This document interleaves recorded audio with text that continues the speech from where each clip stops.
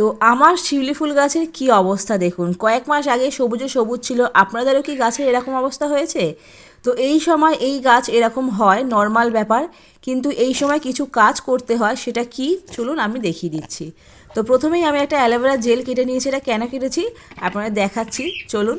তো প্রথমে অ্যালোভেরা জেলটা কেটে নিয়েছি, নিয়ে এই যে পুরো গাছটা, এই গাছটাকে আমি এখন প্রুনিং করব, কাটিং করব। তো কাটিং করার আগে যেটা দিয়ে কাটিং করবো সেটা একটু স্যানিটাইজ করে নিলে খুব ভালো হয়।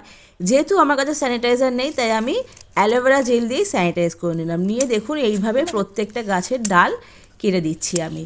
কাটার ফলে কী হবে, বসন্তকাল যখন আসবে তখন চারিদিক থেকে পাতা একদম ছোটো ছোটো কচি কচি পাতা ভরে যাবে, দেখতে খুবই ভালো লাগবে। তো আপনারাও কিন্তু এই সময় এই গাছের এই কাজটা অবশ্যই করে রাখবেন, দেখবেন আপনাদেরও গাছ পাতায় ভরে গেছে। তো এইভাবে গাছের যত্ন নিন, গাছ লাগান। এবং আজকে এই পর্যন্তই, দেখা হচ্ছে নেক্সট ভিডিওতে। টাটা।